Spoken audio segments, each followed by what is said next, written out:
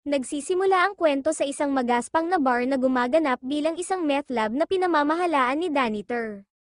Ang walang awa na pinuno ng isang gang ng biker, kasama ang kanyang anak na si Jojo, pinaghalo ni Danny ang sarili niyang nakamamatay na concoction, na nangingibabaw sa kalakalan ng droga sa lungsod.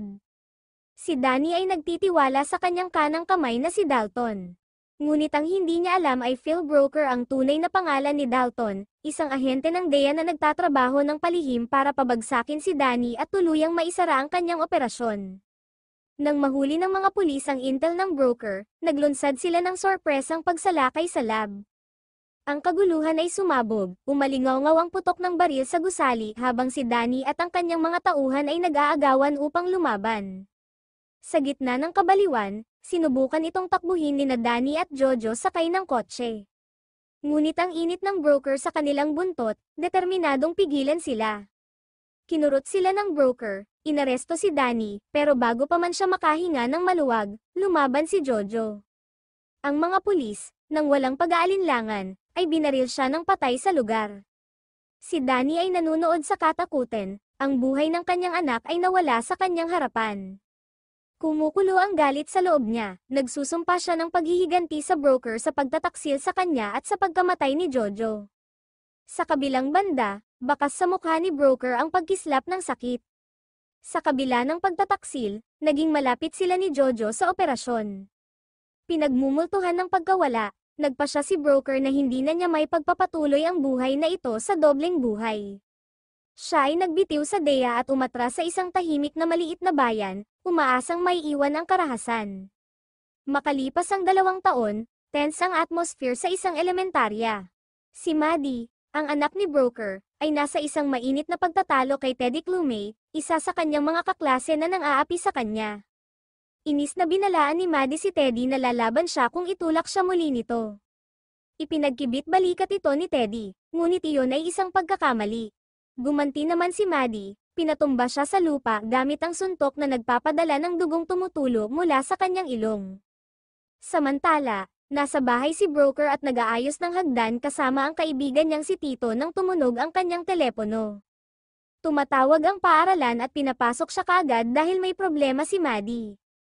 Pagdating ng broker, sinalubong siya ng galit na mga magulang ni Teddy, sina Cassie Bodine at Jimmy Clume. Galit na galit si Cassie, pulang-pula ang mukha sa galit. Hindi siya makapaniwala na ang kanyang anak ay binugbog ng anak ni broker.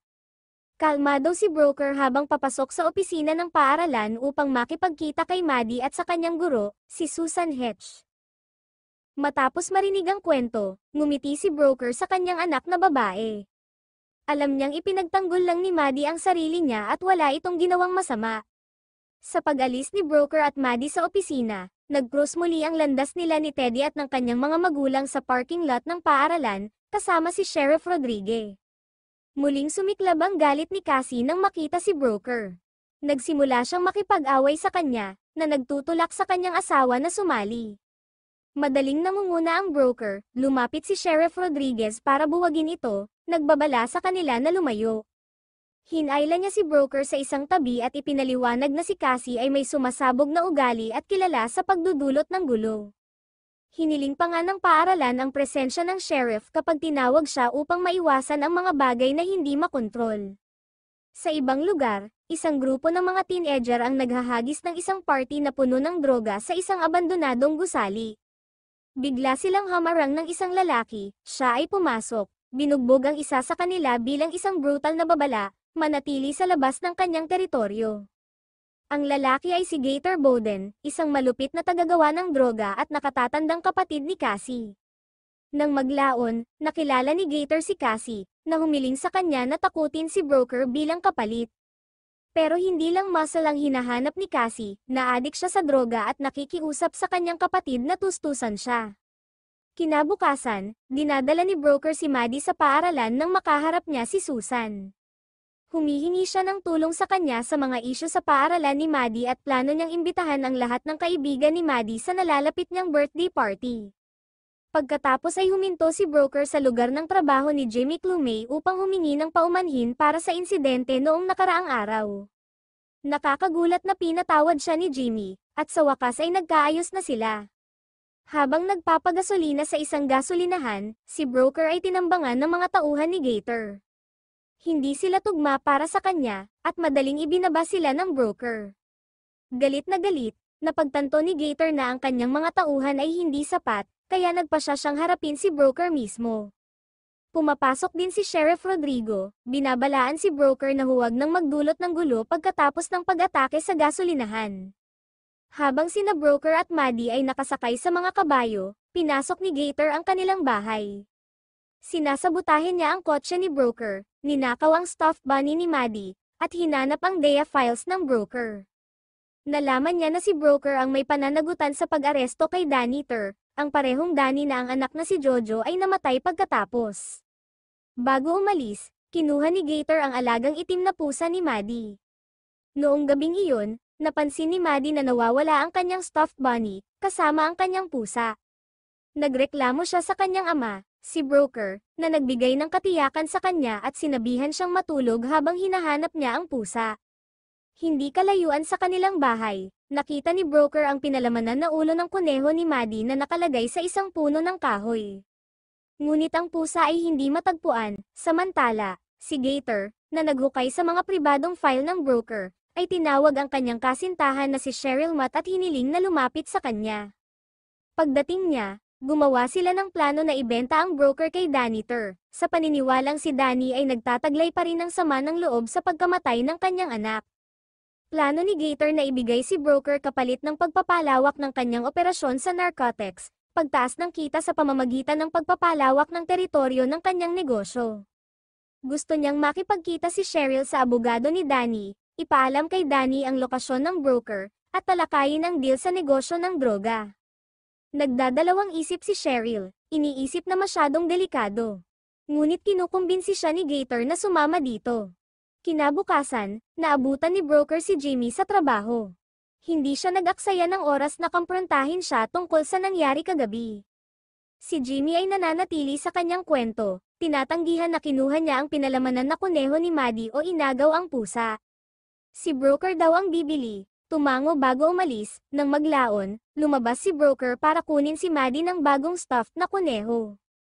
Dala ang regalo, hinatid siya nito sa paaralan, kung saan nakasalubong nila sina Cassie at Teddy.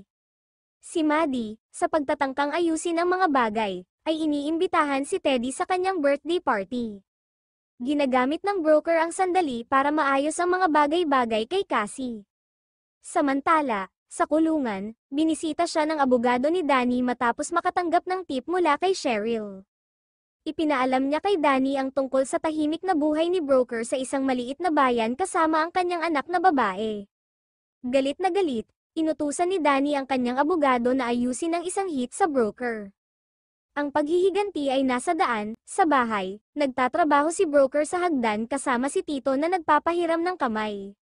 Bumaba ng bomba si Tito, hindi si Jimmy ang tipong gumagawa ng ganoong hakbang, duwag siya. Iminumungkahi ni Tito na mas malamang na si Gator, kapatid ni Cassie, ang nasa likod ng kaguluhan. Sinabi niya sa broker na si Gator ay kasangkot sa paggawa ng droga at si Sheriff Rodriguez ay sumasakop sa kanya, na nagpapahintulot kay Gator na makalusot sa bawat oras. Makalipas ang ilang araw, puspusan na ang birthday party ni Maddie. Ang silid ay puno ng kanyang mga kaibigan sa paaralan, guro, at mga magulang lahat ay nagsasaya. Napuno ng tawa ang hangin, at tila perpekto ang lahat. Ngunit sa hindi kalayuan doon, ang mga bagay ay malapit ng lumiko. Nagpadala si Danny ng grupo ng kanyang motorcycle gang para tuklasin si Cheryl. Pumasok sila sa isang bar, hindi nag-aksaya ng oras si Cyrus Hanks, ang cold-blooded leader ng gang. Binyantaan niya si Cheryl, hinihingi ang lokasyon ng broker, ibinasura ang mga gantimpala na ipinangako nila ni Gator.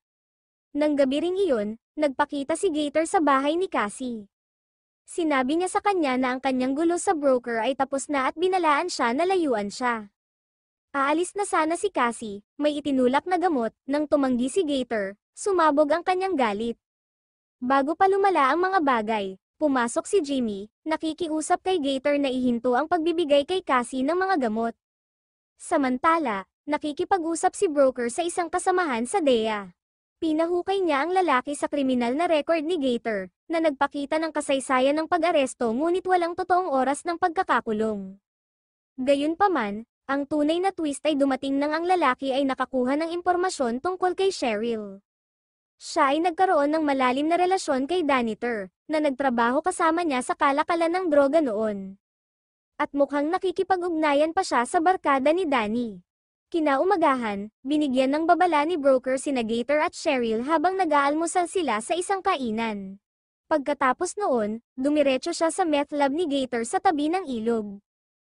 Pagdating niya, sinalubong si broker ng isang malungkot na paningin, mga bag ng mga kemikal, kagamitan sa paggawa ng droga, at isang malaking kaban na puno ng mga pakete ng gamot na masikip na nakahanda para sa pamamahagi. Makapalang hangin sa panganib, alam ni broker kung ano ang dapat niyang gawin. Mabilis niyang sinabutahe ang ilang device, nag-set up ng bitag na sisubog sa buong lugar kapag bumukas ang ilaw. Nang papaalis na siya, nakita ni broker ang itim na pusa ni Maddie.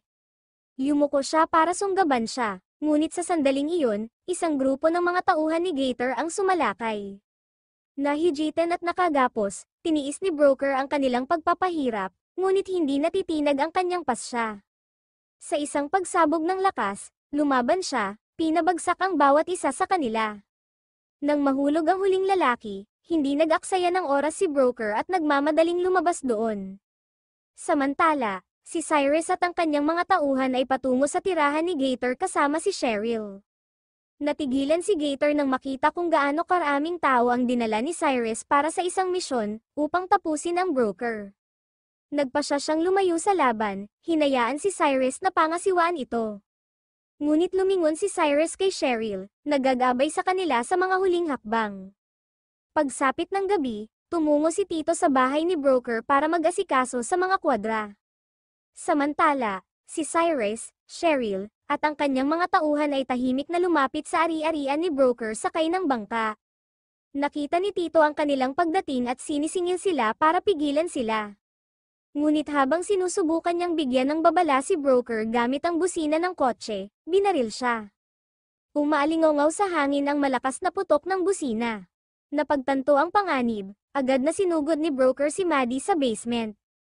Tawagan ng pulis, utos niya sa kanyang anak na babae bago kinuha ang kanyang punong barko at tumungo sa labanan. Putok ng baril, si Maddie, takot na takot, ay tumakbo mula sa basement. Nang makita siyang walang proteksyon, nataranta ang broker at sinugod siya. Sa bangka, nakipag-ugnayan si Cheryl kay Gator, pinapanatili siyang updated.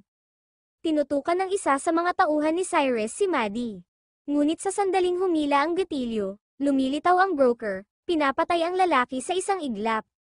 Bago sila makatakas, kinuha ni Cyrus ang kanyang pagbaril. Nag-away ang broker at Cyrus sa isang brutal na away. Pagkatapos ng matinding pakikibaka, sa wakas ay napatay ni broker si Cyrus. Si Maddie, tumatakbo sa kakahuyan, ay nakasalubong ni Cheryl. Get in, utos ni Cheryl, pilit na pinasakay si Maddie sa bangka. Ikinandado niya si Maddie sa ibaba ng kubyerta at binilisan ang takbo, bago makarating si broker sa pantalan.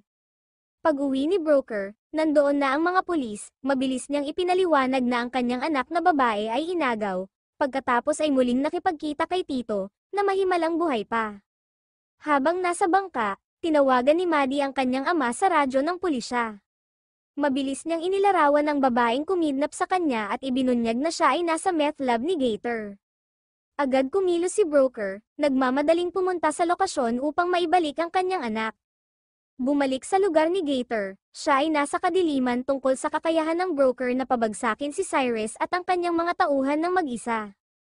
Galit na galit, nagagalit si Gator kay Cheryl sa pagdadala kay Maddie sa meth lab. Napagtanto na siya ay isang malaking banta sa kanyang operasyon, inutusan niya itong itago si Maddie. Nang gamulong na sina Cassie at Jimmy, sumisigaw si Maddie. Narinig ito ni Cassie, na pagtantong nandoon ang babae. Pumasok si Cassie, binuksan ang mga ilaw, pagkatapos ay nagliyab ang buong lugar. Si Cassie, sawa na sa kalat ng kapatid, hinawakan si Maddie at hinayla palabas. Ngunit hindi pinahihintulutan ni Gator ang slide na ito. Hinugot niya ang kanyang baril, diretsyong tinutukan si Cassie, at inagaw pabalik si Maddie. Kada dating lang ni Broker, nakita niya si Gator na sinusubukang tumakas kasama si Maddie at agad na humabol sa kanya. Nagtapos ang paghabol sa isang brutal na pagbangga sa tulay, kung saan mabilis na pinalibutan ng mga pulis si Gator. Habang inilalabas niya ang kanyang baril para barilin si Broker, kinuha ni Sheriff Rodriguez ang pagbaril, na nakakagambala kay Gator. Bumangon si Broker, galit na galit sa kanyang mga mata, at binabaan si Gator. Handa na siyang tapusin ito, ngunit pagkatapos ay naaalala niya ang kanyang anak na babae at huminto, iniwan niyang buhay si Gator, lumipat ang mga pulis, inaresto sina Gator at Cheryl, si Cassie, na duguan dahil sa tama ng bala sa tiyan, ay isinugod para sa medikal na paggamot. Ang huling shot ay nagpapakita ng Broker na bumibisita kay Janitor sa bilangguan, tinitigan niya ang lalaking patay sa mata at sinabing, hihintayin kitang makalabas.